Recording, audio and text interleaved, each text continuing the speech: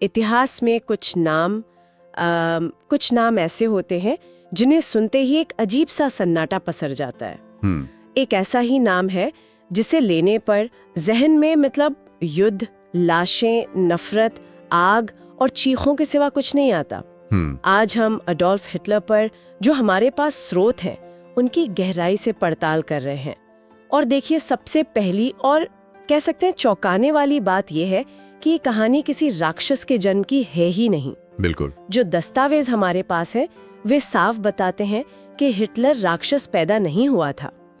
तो फिर सवाल ये उठता है कि वियना के सड़कों पर घूमने वाला एक नाकामयाब पेंटर, पहले विश्व युद्ध का एक आम सा सैनिक, आखिर 20वीं सदी का सबसे खतरनाक तानाशाह बना कैसे?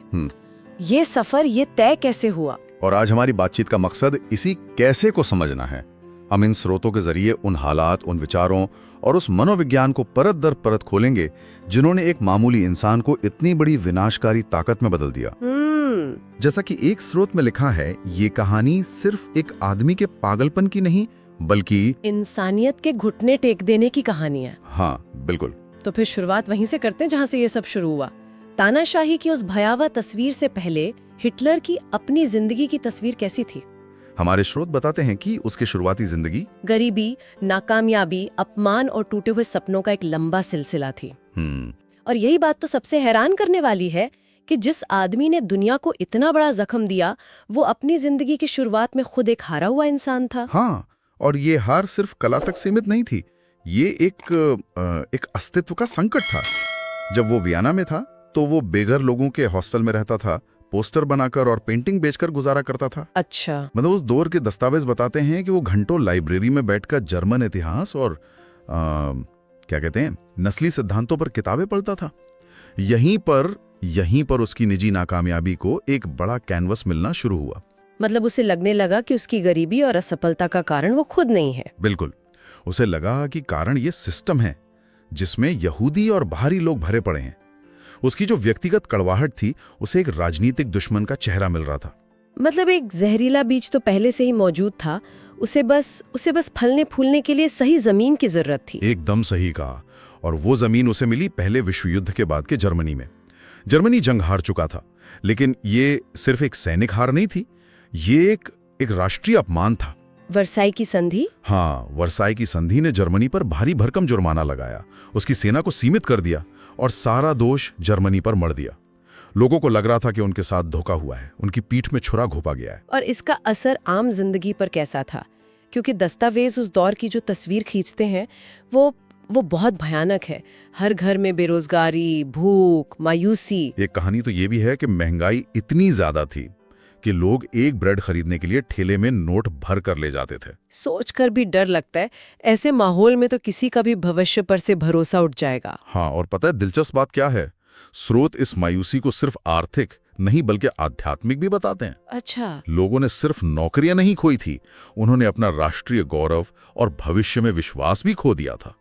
एक अस्तित्व संबंधी शून्यता का माहौल था, जहां लोगों को अपनी पहचान, अपना उद्देश्य खोया हुआ महसूस हो रहा था। और ऐसे टूटे हुए समाज में, हाँ, ऐसे टूटे हुए और अपमानित महसूस कर रहे समाज में लोगों को किसी नेता से ज्यादा एक सहारे की जरूरत होती है, और यहीं पर हिटलर की एंट्री होती है। पर ऐसे माहौल में कोई एक आदमी उम्मीद की जगह नफरत कैसे बेच सकता है?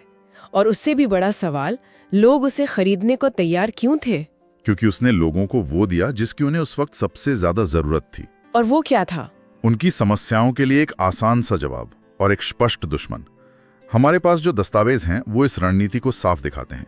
जब लोग भूख और बेरोजगारी से परेशान थे, तब हिटलर ने उनसे कहा, तुम्हारी इस हालत के जिम्मेदार तुम नहीं हो, बल्कि वो यहूदी और कम्युनिस्ट हैं जिन्होंने हमारे देश को भीतर से खोखला कर दिया है। ये तो एक मनोवैज्ञानिक मास्टर स्ट्रोक था। बिल्कुल। जब आप लोगों को उनकी समस्याओं का हल नहीं दे सकते तो उन्हें एक बलि का बकरा दे दो जिस पर वो अपना सारा गुस्सा निकाल सके। और इस गुस्से को भड़काने के लिए उसने शब्दों का इस्तेमाल किया, एक हथियार की तरह।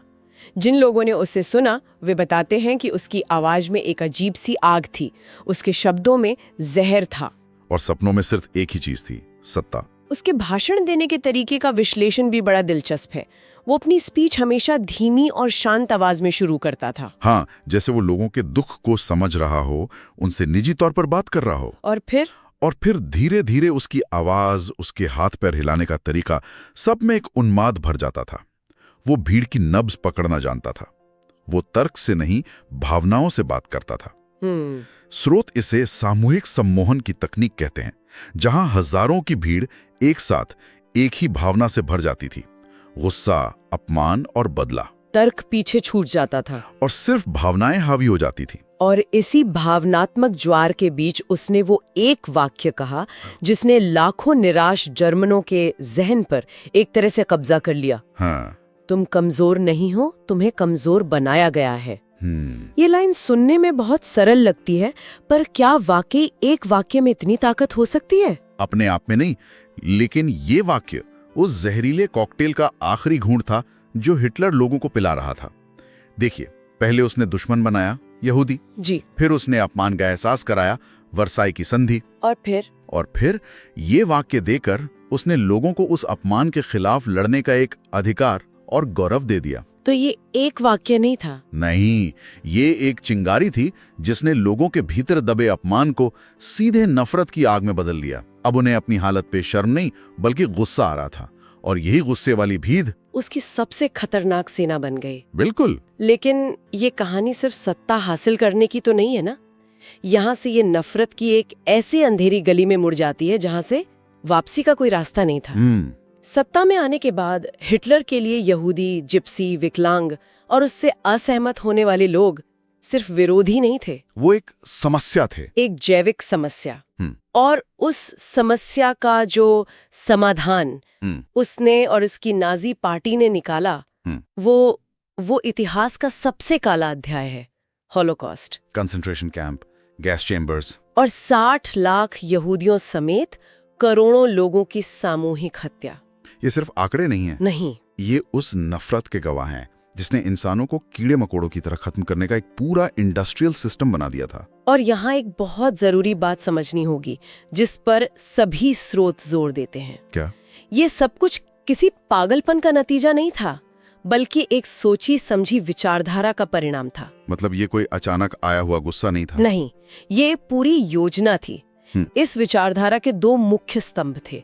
पहला, नस्लीय शुद्धता का विचार, जिसमें आर्यन नस्ल को दुनिया की सबसे बेहतरीन और बाकी सबको, खासकर यहूदियों को, हीन माना गया। और दूसरा स्तंभ? दूसरा था लेबेंसराम, यानी जीने के लिए जगह की अवधारणा। इसका क्या मतलब था? पूर्वी यूरोप के देशों पर कब्जा करना और वहां के लोगों को गुलाम बनाना या खत्म कर देना पूरी तरह से जायज था।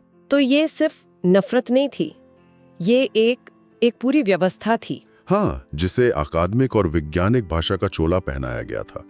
न्यूरम्बर्ग कानून जैसे कानून बनाए गए ताकि यहूदियों को समाज से अलग थलग किया जा सके, उनकी नागरिकता छीनी जा सके। मतलब नफरत को कानून का सहारा दिया गया, उसे एक सिस्टम में ढाला गया और फिर उसे बेरहमी से लागू किया गया। तो जब हम इन सभी घटनाओं को एक साथ देखते हैं तो ये सिर्फ एक तानाशाह की कहानी नहीं रह जाती, ये असल में इतिहास की सबसे बड़ी चेतावनी बन जाती है। और जो दस्तावेज हमने पढ़े हैं वे हमें आज के लिए 3 बहुत साफ चेतावनियां देते हैं। पहली चेतावनी, जब कोई नेता अपनी नफरत को राष्ट्रवाद का नाम देने लगे। सही बात है। जब वो ये कहना शुरू कर दे कि देश को शुद्ध करने के लिए कुछ लोगों को बाहर निकालना या दबाना जरूरी है। दूसरी चेतावनी, जब सवाल पूछना देशद्रोह और गुनाह बन जाए। जब मीडिया, बुद्धिजीवी और असहमत होने वाली हर आवाज को देश का दुश्मन घोषित कर दिया जाए। और तीसरी सबसे खतरनाक चेतावनी, जब भीड़ बिना सोचे समझे सिर्फ भावनाओं में बहकर किसी नेता के लिए ताली बजाने लगे। जब ये तीनों चीजें एक साथ होती हैं तो तानाशाही का दरवाजा खुल जाता है। अगर हम इसे बड़ी तस्वीर से जोड़कर देखें तो ये चेतावनी किसी एक देश या समय तक सीमित नहीं है, ये सार्वभौमिक है। और इसका सार इस बात में छुपा है कि शब्द अगर गलत हाथों में चले जाएं तो वे एटम बम से भी ज्यादा खतरनाक हो सकते हैं। बिल्कुल। हिटलर ने कोई नया हथियार नहीं बनाया था, उसने सिर्फ भाषा, डर, असुरक्षा और राष्ट्रीय गौरव जैसी इंसानी भावनाओं का इस्तेमाल किया और उन्हें एक विनाशकारी हथियार में बदल दिया। ये हमें सिखाता है कि सबसे बड़े नरसंहारों की शुरुआत अक्सर गोलियों से नहीं, बल्कि जहरीले भाषणों, नारों और एक दुश्मन की पहचान से होती है। तो आज हमने जिन स्रोतों पर बात की, वे हमें अडोल्फ हिटलर के एक नाकामयाब कलाकार से दुनिया के सबसे खतरनाक तानाशाह बनने के सफर पर ले गए। हमने देखा कि कैसे व्यक्तिगत कड़वाहट और राष्ट्रीय अपमान ने मिलकर एक जहरीली विचारधारा को जन्म दिया, और कैसे शब्दों को हथियार बनाकर एक पूरे देश को नफरत की आग में झोंक दिया गया। जैसा कि एक स्रोत के अंत में लिखा है, यह सिर्फ हिटलर की कहानी नहीं है, यह इंसानियत के गिरने की कहानी है।